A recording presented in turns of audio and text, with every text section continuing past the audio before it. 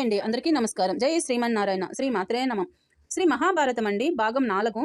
పూర్వము మునులు సూత మహర్షిని జనమేజయుడు సర్పయాగం చేయకముందు ఇంకెవరైనా సర్ప సంహారం చేశారా అని ప్రశ్నించారు. దానికి సూత మహర్షి చ్యావన మహర్షి మనమడు భృగు మహర్షికి ముని మనమడు అయిన రురువును గురించి ఇట్లు చెప్పాడు. చ్యావన మహర్షి భృగు మహర్షి లోమ దంపతులకు కలిగిన కుమారుడు చ్యావన మహర్షి సర్వాతి కుమార్తె అయిన సుకన్యను వివాహం చేసుకొని వారికి కలిగిన కుమార్తె అయిన సుకన్యను వివాహం చేసుకోగా వారికి కలిగిన తేజోవంతుడైన కుమారుడు ప్రమతికి భృతాచి వలన కలిగిన కుమారుడే రురుడు గొప్ప ప్రేమ తపస్సి. లోకంలో అన్నిటికంటే గొప్పది ఏది అంటే ప్రేమ అనే చెప్పాలి. ఈ సృష్టికి మూలం ప్రేమ లేనిది సృష్టి లేదు. ఈ విశాల విశ్వంలో ప్రేమ లేని ప్రాణి లేదంటే అతిశయోక్త కాదు. ఆ జగత్తంతా ప్రేమ స్వరూపమే, ప్రేమమయమే, ప్రేమ త్యాగమయి, ప్రేమకు పరాకాష్ఠ శక్తి భృగువంశ సంజత్తుడైన రురువు గొప్ప తపోశిష్ట గరిష్ఠుడు, గొప్ప ప్రేమ తపస్సి. తన ప్రేమను సార్థకం చేసుకొనుటకు తన ఆయువులో సగభాగం దారబోసి ప్రియురాలిని దక్కించుకొన్న త్యాగశీలి. విశ్వావసుడు అను గంధర్వ్యరాజు మేనక అను అప్సరసకు ఒక కుమార్తె కలిగినది. ఆమె పేరు ప్రమద్వర. ఈమె స్థూలకేశుడు అనే ముని ఆశ్రమంలో దినాభివృద్ధి చెంది అపురూపమైన సౌందర్యముతో పాటు ఉత్తమ గుణాలతో ప్రకాశిస్తున్నది. స్థూలకేశుని ఆశ్రమ సమీపంలోనే ప్రమతి ఆశ్రమం కూడా ఉంది. ఆశ్రమవాసి అయిన ప్రమతి కుమారుడు రురుడు లోకోత్తర సౌందర్యవతి అయిన ప్రమద్వరను ప్రేమించి పరస్పర అంగీకారముతో వివాహము చేసుకొనుటకు నిశ్చయించుకున్నాడు.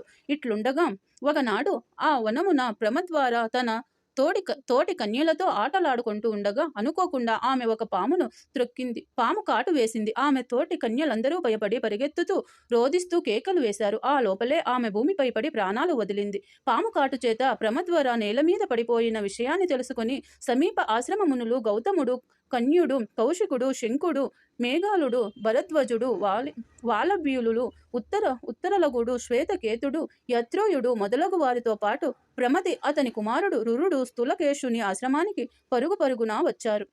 మహాత్ములైన ఋషులు ఇంతమంది వచ్చారంటే ఆమె సత్వవర్తన చేత, సద్గుణాల చేత, సత్వేవల చేత ఎంతగా వారి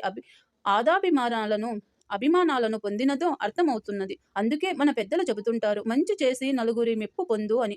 అట్లా కాకుండా నాకు ఎవరు అవసరము లేదు, నేను ఎవరిని పట్టించుకోను, నేను ఎవరితో కలవను, నాకు తల్లిదండ్రులు అవసరము లేదు, అన్న తమ్ములు ఆడబిడ్డలను తోడి కోడళ్లను ఆమడ దూరంలో ఉంచుతాను అని అనుకుంటే చివరికి దిక్కు తెలియక నీకు నీవే ఒంటరిగా కూర్చుని ఏడవలసి రోజు వస్తుంది.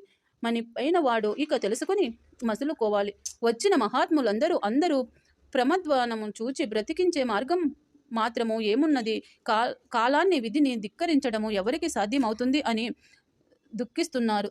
రురుడు తన ప్రియురాలు ఆచేతనముగా పడి ఉండటం చూసి తట్టుకోలేక శోకిస్తూ ఒంటరిగా అడవిలోకి వెళ్ళి ఆకాశం వైపు చూస్తూ, ఓ దేవతలారా, బ్రాహ్మణ దేవతలారా, నేను అలసట తెలియక దేవతలను పూజించటం, యజ్ఞ యాగాది క్షత్రువులను ఆచరించటం, వేదాధ్యమానం, వ్రతది పుణ్యకర్మములను చేసి వాడినైతే, నేను గురువులను, ఉత్తమ బ్రాహ్మణులకు భక్తుడనైతే, నేను గొప్ప తపస్సు కలవాడినైతే, నా మనసే నిలయముగా గల నా ప్రాణసఖి ఈ ప్రయత్వర మీ దయచేత విష విముక్తిరాలగు కాక, లేదా మహాత్ములు తమ మహిమాన్వితమైన ఆజ్ఞచేత కాని విషతత్వ విరుగుడు నా అస్త్రం గోవిదులైన వారు కాని, మంత్రతంత్ర గోవిదులైన వారి మంత్రతంత్రాల చేత కాని, మరే ఇతర ఉపాయము చేత గాని మరణించిన నా ప్రామాణ్యతను బ్రతికించి కాపాడండి అని వేడుకుంటూ ఆక్రోశిస్తున్నాడు. ఆ విధంగా దీనుడై ఎలుగెత్తి ఆక్రోశిస్తూ ఉండగా ఆకాశం నుండి ఒక దేవదూత ఇట్లన్నాడు, ఆర్య, కాలాన్ని అధిగమించడం ఎవ్వరి తరము కాదు. మరణము కలిగితే తప్పించటానికి ఎవరికి సఖ్యము కాదు. కానీ నీ కోసం ఒక ఉపాయము చెబుతాను, విను. నీ ఆయుర్దాయములో సగం ఈ బాలికకు ఇస్తే బ్రతకగలదు అని చెప్పగానే రురుడు అట్లే చేస్తానని తన ఆయువులో సగ భాగాన్ని దారబోశాడు. దేవదూత యముడి అనుమతితో ఆ సుందరిని ప్రాణాలతో తిరిగి బ్రతికించాడు. వెంటనే ప్రమద్వారమును సటి కంటే సౌందర్యం కలదై విషం నుండి విముక్తి పొందినది.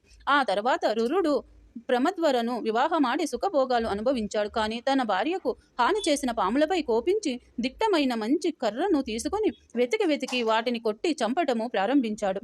రురుడు పుట్టలతో పొదలలో దాగి ఉన్న పాములను వెతికి పొడవాటి కర్రతో చచ్చే వరకు కొడుతూ చంపుతూ ఒకచోట విషము ఒక పెద్ద పామును చూశాడు. చూసిన వెంటనే కర్రనెత్తి కొట్టబోగా ఆ పాము హరిహరి అని హరినామస్మరణ చేస్తూ రురునితో ఇట్లన్నది: ఆర్య, నీవు గొప్ప తేజస్సుతో కూడిన బ్రాహ్మణుడివే, సత్యనిష్టకృతుడవే. ఏ కారణము చేత పాముల మీద ఇంత కోపం పెంచుకొన్నావు? బ్రాహ్మణులకింత కోపం తగునా అని ప్రశ్నించగా, రురుడు నా ప్రియురాలైన ప్రమద్యరణకు ఈ పాములను హాని చేశాయి అని పలికి, ఇదిగో ఇప్పుడే ఈ కర్రతో నిన్ను సంహరిస్తానని కర్రను పైకి ఎత్తాడు. అంతలోనే ఆ పాము ఒక ముని రూపం ధరించాడు. ఆశ్చర్యచకితుడైన రురువు, ఏమిటిది?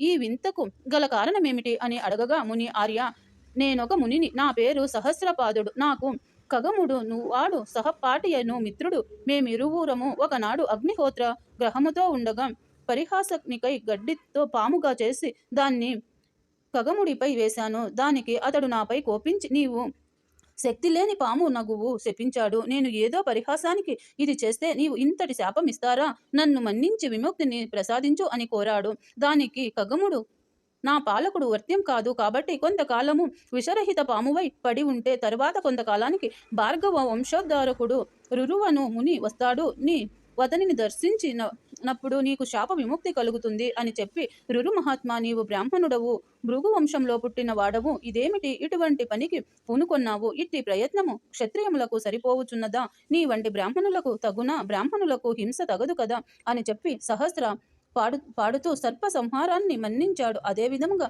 జనమేజయుని సర్పయాగాన్ని అస్తికముని మన్నించాడు అని సౌన్యకాది మహర్షులకు సూత మహర్షి వివరించాడు. వైశంపాయనుడు జనమేజయునకు మహాభారతాన్ని వినిపించే క్రమంలో ముందగు ఉపరిచిత పనులు వృత్తాంతాన్ని, వేదవ్యాసుని జన్మవృత్తాన్ని వివరించాడు. జనమేజయ చేతి రాజ్యానికి ప్రస్తుతము మధ్యప్రదేశ్ బుందేల్ ఖండ్ ప్రాంతముగా చెప్పబడుచున్నది. చెందిన పనువు అను రాజు దేవేంద్రుని వలె సృష్టజన వినుతుడై రాజ్యపాలన చేస్తున్నాడు. రాజులు రుగయ వినోదాలు కనుక పసుపు ఒకనాడు వెంటనే అరణ్యానికి వెళ్ళాడు. అక్కడ ఒక మున్యశ్రమాని మునిని దర్శించి ఆ మహాత్ముని